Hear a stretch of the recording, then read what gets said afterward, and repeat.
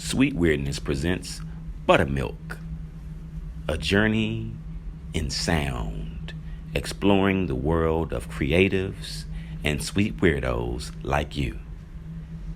In this episode, we're happy to sit with Georgia Ann Muldrow, instrument of the ancestors.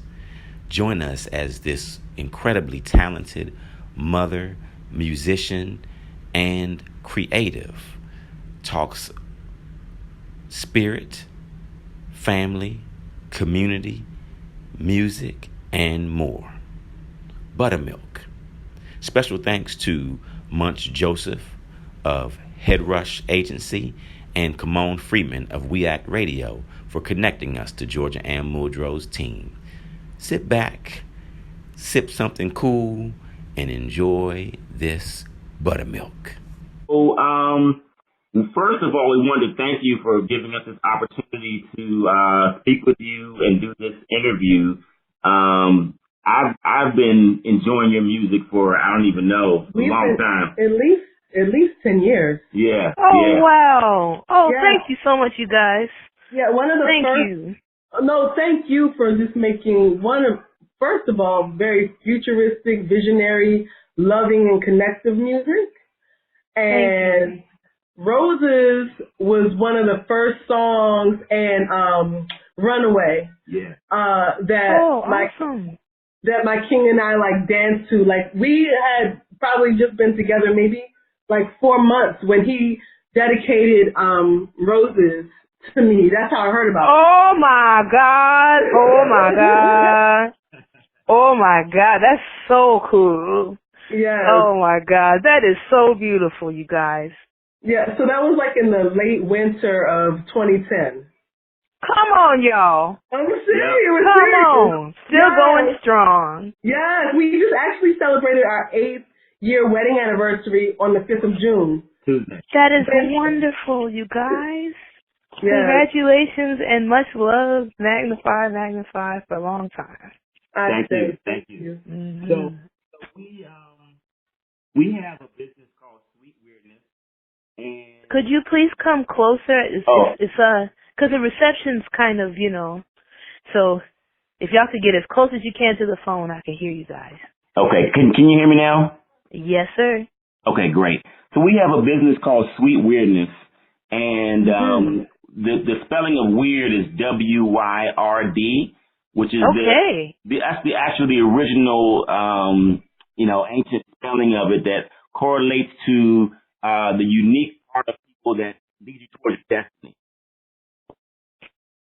So our company is around that, around the sweetness, the uniqueness everyone has. That's really their sweetness that we kind of run away from, but we want to uphold that, and we do. That's right. That's right. I think that's beautiful, and I think that there's a new generation of young adults that's really embracing that too, which I think is wonderful too. So we use the term sweet weirdo. So we're going to ask you some questions around that, and so just so you get the context of what it is. Mhm. But before I go there, I want to ask you about Brother Zakari. You guys is like fading in and out in volume. I got something right directly to this mic.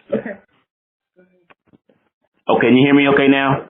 Yes, that is great. perfect. Right where you are, just stay there. All right, great. So part of the vibe that we're on is the Afrofuturist vibe. So I want to talk to you about your music a little bit and the impact or influence that Afrofuturism has on your work. Can you talk about that? Yeah, I can. I think it wasn't until maybe last year that I accepted the term, because I just felt like, there's so many times where there's folks that really put their art, that, devote their art to their people, and there's another wave that accompanies it that makes it like a fad or something.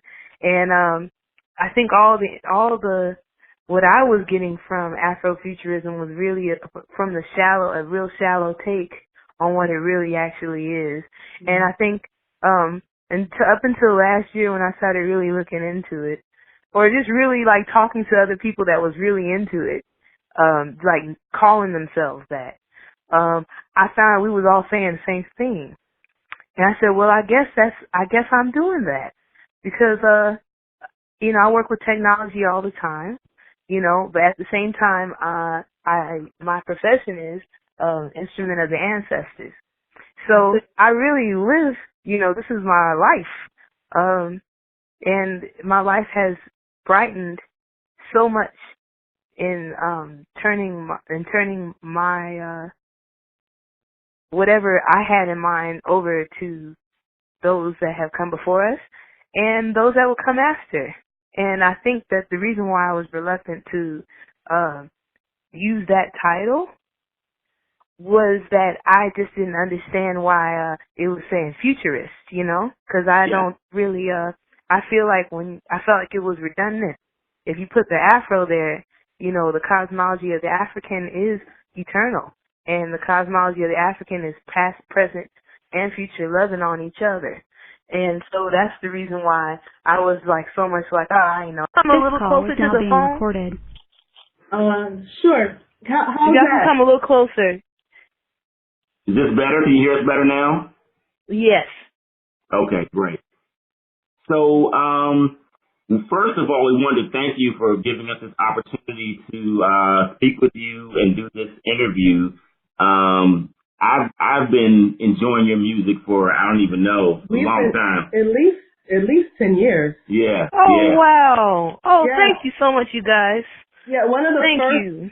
No, thank you for just making first of all, very futuristic, visionary, loving, and connective music.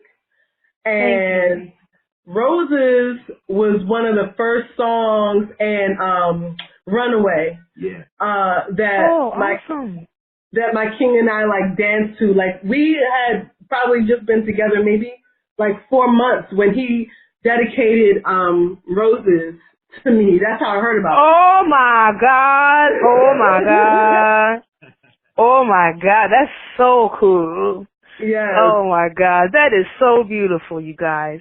Yeah, so that was in the late winter of 2010. Come on, y'all. I'm serious. Come on. Still going strong. Yes, we just actually celebrated our 8th year wedding anniversary on the 5th of June. Tuesday. That is wonderful, you guys. Yes. Congratulations and much love. Magnify for a long time. Thank you. Mm. So, part of the vibe that we're on is the Afrofuturist vibe. So I want to talk to you about your music a little bit and the impact or influence that Afrofuturism has on your work. Can you talk about that? Yeah, I can.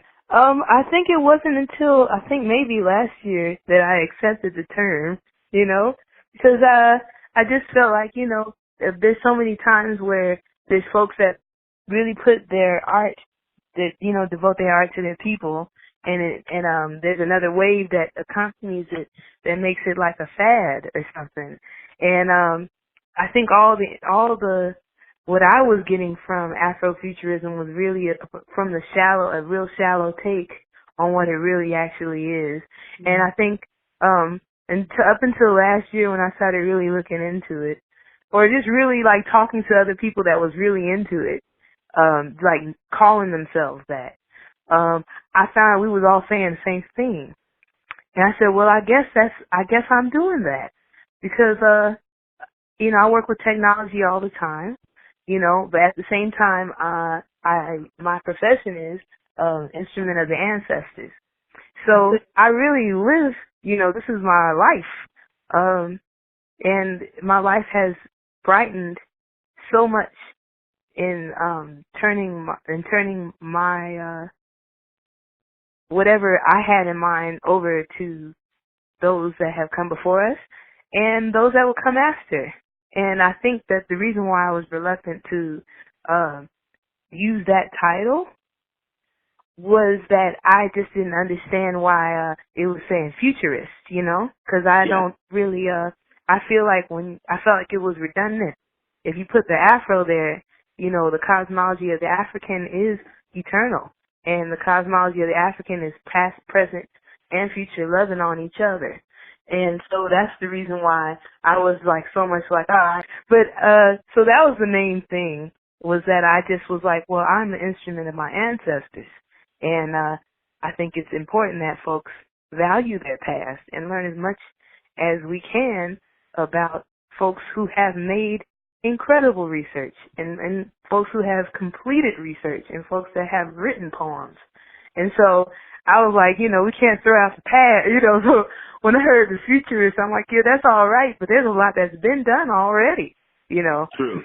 And then when I was, when I talked to folks that was really into the Afrofuturist term, they're like, no, that's what we're trying to say, And I was like, oh, then we good, and it was kind of like that, but yeah, it's like, if you came to our house, you would see the studio, and you'd see that, like, my studio is an altar, that's the way I really produce music that way, I have my candles lit, I clean out the area, I clean my mind, I get ready. It's a ceremony every time I make some music, and yeah, and the music that Dudley and I make is for for something serious. So we do regard music as a technology because vibration is one of the most universal. It is the most universal substance we're working with here, and so instead of trying to concert our efforts towards getting famous and celebrity status and stuff, we started to go within the fabric of vibration and try to put the most healthiest things that we could in there, and whatever is supposed to come of that will come of that, as far as our intentions will take us with vibration itself. You know what I'm saying? Yeah, I really feel you, and I was actually my next question was about the intention behind your music, and you already started touching on that. But one of the things I was noticing, and I was listening to your Overload record, and to me, because I've been listening to your music for a long time, and I was like, this record feels like you reaching out and kind of being like, I'm here, I can do this too. And the music before was kind of like, I'm making this music and my tribe will find me. You know what I'm saying? Oh, yeah, absolutely. I think the interesting thing is how big our tribe is, and I think that what really, with the Overload song in particular, I saw how much Dudley responded to it. I saw how much my own teenage, kids responded to it. And it was a place where it's just like they could dig the music that their mom was making. And I like that. That's a place of value too, because I feel that, as a Pan-African musician, all of it has to matter, you know what I mean, in order to take, to reach and to be aware of all, as not all, because there's so many of us everywhere, but as much as I can to absorb as much as I can of the culture that's coming forth and all of that kind of stuff. You know what I'm saying? It's important, Yeah. And find a way to incorporate it within the repertoire I already have, and with Mike and Keys, that was, like they produced that song, you know what I mean? And I said, I'm just going to give it a chance. Because they're like, could you give it a chance? And I'm like, let's try it. And I'm like, I could do this stuff so easily, But that's, I always trying to challenge myself, But sometimes keeping things simple, I'm packing. Sometimes keeping things simple is like, very important too, is a powerful thing. Like the song Roses is really simple too, And I feel like it reached more people because of that. And so there's a gift in simplicity, I think that we do it all. So I think that's what it was, Mhm. Yeah, and so, I agree. You have the seriousness and the simplicity like you're talking about. Yeah, man. And I feel like this sound, the sound that's like really, really jamming right now, I think that Dudley and I, like with the Lighthouse record, the G&D record, we hit on a lot of these drum sounds like this. A lot of the aesthetic, man, is something that we really familiar with, but we kind of just come we come early. So it's kind of like, okay, maybe it'd be a good idea to reach back to the sound and see what's in there. Now people are more open to it. But that G&D record is fire. I was yeah, thank you, man. I was just listening to it. I commute about an hour or so to work, and so on my way home, I was jamming to that, and then Dudley's lyrics and yours as well. There is that complexity there, and there's that challenge to the system that you guys bring out so well. I mean, there's lots in there. I really am enjoying it. Thank you so much. We really trying to just inspire our fellow artists, or just, remind everybody that, you can't be nobody but yourself, And if it ain't in trend, if it ain't on trend, then oh well, just gotta be you, You just gotta be yourself. and to that point, when did you know that you were different, and that your worldview and your art would be, this visionary expression that you have? Can you pinpoint it? No. No. It's just, I think, it's like when you see, when you have kids, you can see which one is coming from a whole nother place, You can tell when they have this certain, they got their own taste of music, they got their own thing, So I think this always been that way, you know what I'm saying? This has always been kind of like that. Just trying to discover sound and trying to figure out what can be done with it.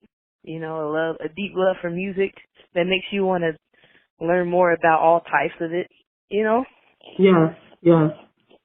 We switched out. Can you hear me? Okay, we switched out our little one. We have a 7-year-old, a newly turned 4-year-old, and an almost 2-year-old. Yes. So she came. The almost 2-year-old came in here wanting her baba. So I was when you were speaking about when you get ready to have the energy of the music and inspiration flow through you, and you ritualize the space with candles and prayer, and your studio is like an altar. Is that when you feel one of the most expanded ways as an artist and as a conduit? Absolutely. That's the time. It's like to the point where all the other stuff is like, it's all good, But when you can just being letting an energy that loves you so much conduct through your love, it's always beautiful. I love creating, and it's just a beautiful thing. It's a gift, and I'm very thankful for the job I have. That I can wake up and make music for a living. It's a very, very, it's a deep gift. It's a privilege. To be able to do that, because so many people have to work. Even though we work so hard, it's what we love to do, and we're building for something for ourselves. And I'm just I'm thankful. I'm thankful for that we'd be able to build our family and build legacies for our children, for a living. It's really I'm so thankful. And you are. I just want to I feel, and hopefully you're good with emotions, because I emote a lot, and I feel very touched. To be speaking with you, because for years when I hear your music and play your music, there is this resonance. It's an echo, and that echo is let me just be really, because I do my best to be as upfront and authentic as possible. Over a year and a half ago, Georgia, my husband and I were talking about doing a blog, podcast. Yeah. And I said, Baba, I would love for Georgia Ann Muldrow to be one of our first guests.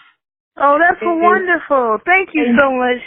And you have blessed us, because you're our first female guest, the second guest within the last week. Right on. Oh, that's so cool. That is so very cool. That just lets me know how in alignment. That's it. That's it, we man. are and how purposed. And I just want to say that in this conversation, because I'm an artist, I paint. You paint? That's awesome. Yeah, that's awesome. So Sweet Weirdness is a home decor company. And we make tapestries and pillows and ottomans and cat beds, right? Ooh, and it's from textile people. And it's from my art. And so we just launched within the last month. And as a mama artist, because I'm going to definitely acknowledge that, because you are a mama, we are the creator. Yes. Right? And how... No, co-creator, we can't do it alone, not no more. No. Not no more. We maybe could, but not no more. Them days are over. Yes. So as co-creators, but also as the bearers of the womb, where we have to carry these beautiful ancient beings. Yes, it's true. How do you feel as though your being a mother impacts the art in your artistry? Oh my goodness! I mean, in every way. You know what I'm saying? Like every way. You know what I mean? To the point, like I mean, they impact me so much. You know, like once you have a kid, you know, the kid raises you as well. You know, if you really dig kids, you know, if you really dig your kids, you know, some people just like, you know, work and feed them and put them in summer camp or whatever, you know. They do that kind of thing. That's cool. You know what I mean? But we're like 24 hours, like we all the time. To the point where our kids don't even want to look at us no more. Like, oh my God, you my face. Like, you know what I'm saying? So we give them their space, you know. Because we all up under each other. And, you know, like how you supposed to be, you know, like how you supposed to be. And I think that there's so much that they impart to me. It's like they don't even understand how much they impart. You know what I mean? Like it's just beautiful. I'm lucky to have such, you know, interesting youth around me. That they intrigue me so much. And you know, I think it's you know, it's an answer that keeps changing as they get older, as I get older. But I really think that they've made me just more confident, you know? My kids, because they love you so much. And they love you, I mean, like, man, kids love you more than you love you. And they know you better than you know you. And it's like, so it's like when you talk to them, it's, you know, it make you accept yourself, you know. And like I had a conversation with our youngest son, Noquade, and he's 10, and he asked me, he was like, so tell me again, so you make mistakes too? I say, oh my God, all the time. You know, we talk about like when we feel embarrassed, you know, moments of embarrassment, you know. And he's like, oh my God, mistake girl? I said, I know. You're a mistake girl. You know, but it's like that's a better way of going at it than going like you know, I'm infallible, you know. I am inevitable. You're thinking like Thanos. You know, he's like, no, like, you know, we make mistakes. We're human, and I think having kids help you accept yourself. You know, 'cause, you know, they help you. Kids help you in a whole gang of different ways. You know, as you helping them. That's Quade. Yeah, that's Quade's rock. But yeah, I think, you know, they've helped me accept myself. And laugh at myself with me, and I mean, they just I could go on and on about them, you know, but I think that they've made me more confident in my humanity. Yes.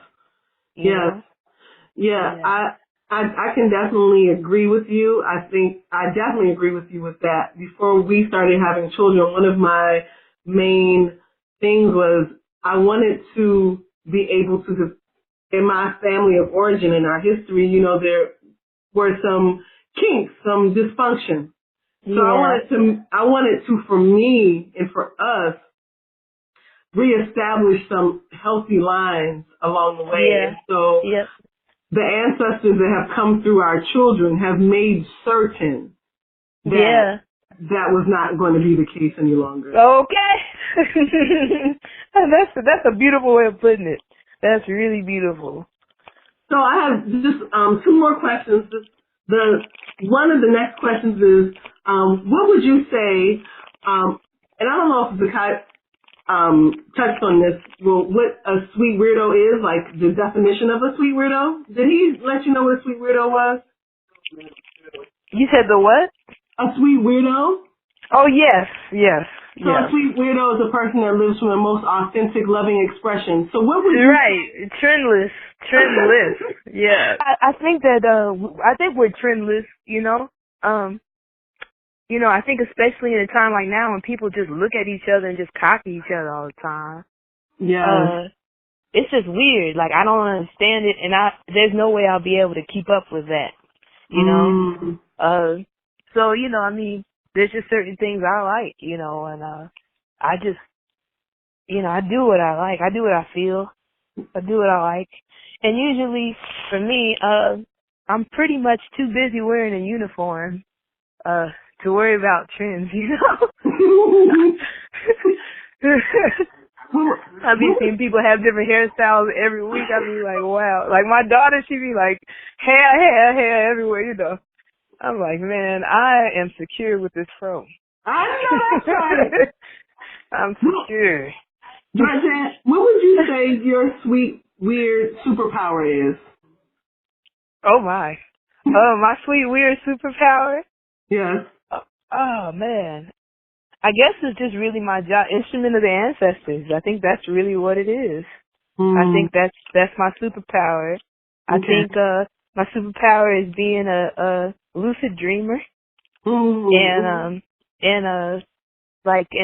really gaining wisdom when I go to sleep and that I put into music when I wake up and like my mom did. It's like a genetic thing. Yes. It's like a Carolina thing going on.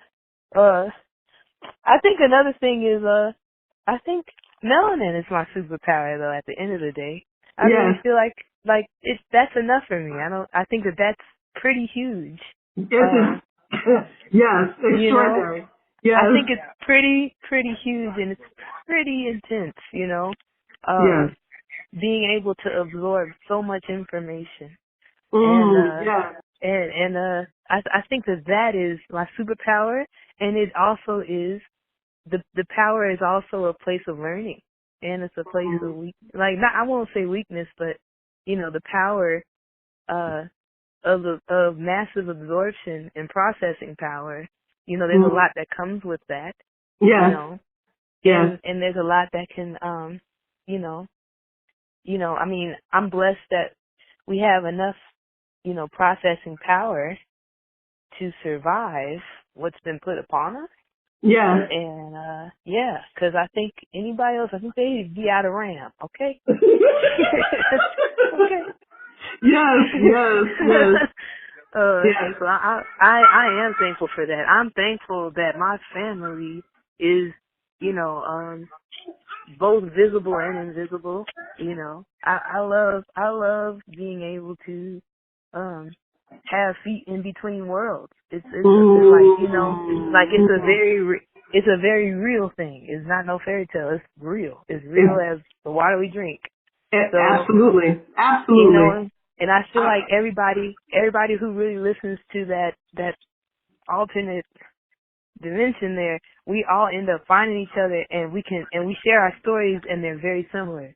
So I think that's something that's really, it's like a way of, it's like a cartography of its own, like, we're making a map of the other world with what we have.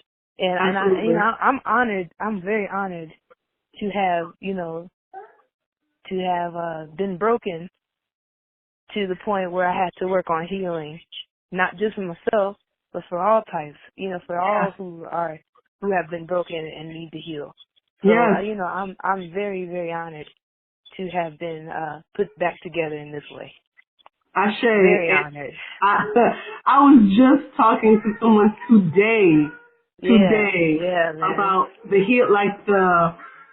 the symptoms, right? So the symptoms of being a healer in different in various types of healing. The symptoms of being a shaman, the symptoms of being a priest.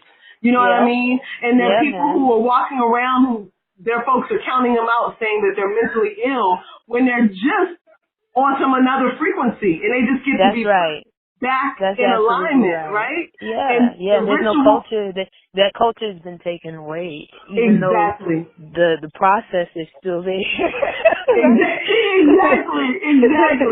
Exactly.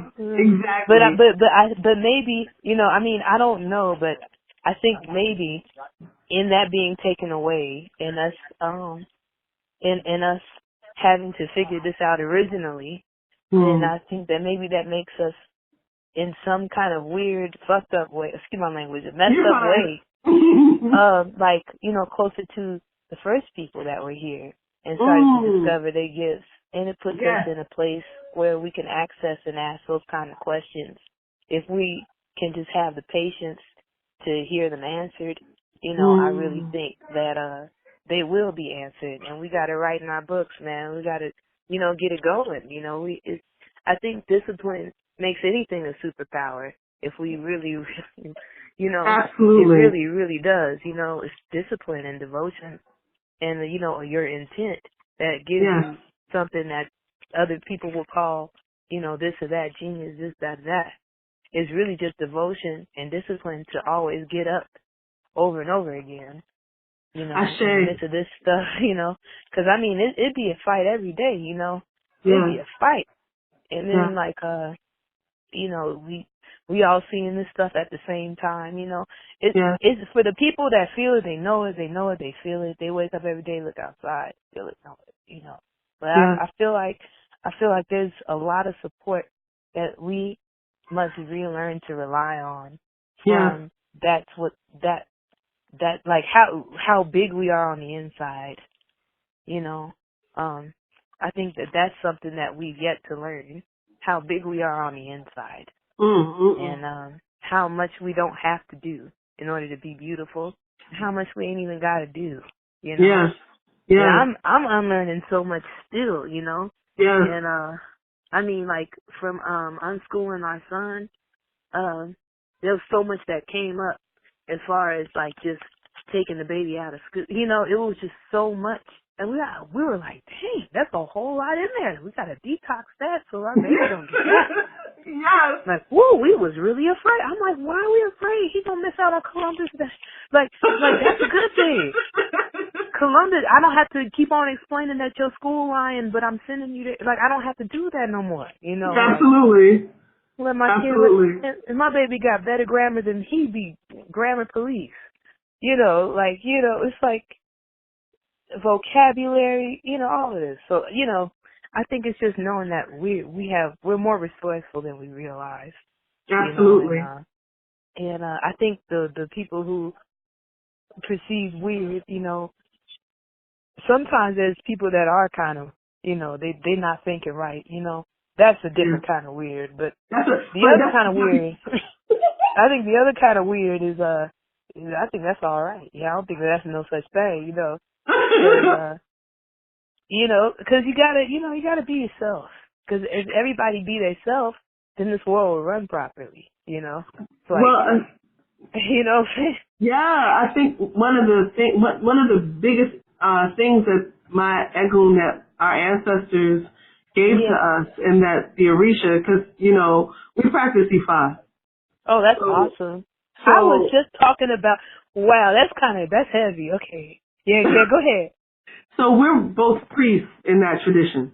That's incredible. And so for us, when I'm sharing with you, as we're both sharing with one another in this conversation, I know this was divine.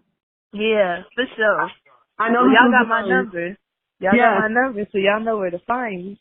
So there's a Um, whole lot. And so Happy New Year to y'all. Thank you. Thank you. Yeah. I have one more question, and then we're going to wrap up. What are 5 pieces of advice that you would give to other sweet weirdos out here and or people who are just waking up? Yeah. I say, I think in short, let your purpose be your spiritual path, Yeah. and and make things simple. Make your connection to spiritual things simple, go outside and stop, and feel the wind on your face and know that is a being. Like, treasure your sensitivities, like this is what melanin do, man, Melanin is sensitivity. And, cause it's absorption, it's like we talking about absorption and processing. So I say use that, go outside and you're seeing all kinds of crazy things, but at the same time, that breeze that hit your face, know that that's a friend to you. And know that that's your friend. And the sun that's shining on you is for you, It is for you, and you are for it. And, like, just the simplest things, learn how to say hi to nature. Learn how to say hi. And things will, to the nature that's around you, like, to natural things, learn to greet the natural world, Don't get so woke from scrolling in your phone, that you don't acknowledge the trees that are in your neighborhood as friends of yours. And, yeah, that's, I think that's it. Hey now, this is Georgia Ann Muldrow of G&D from SomeOtherShip, straight to the street, the sweet street weirdos of the world. Jam on, keep on jamming, stay proud.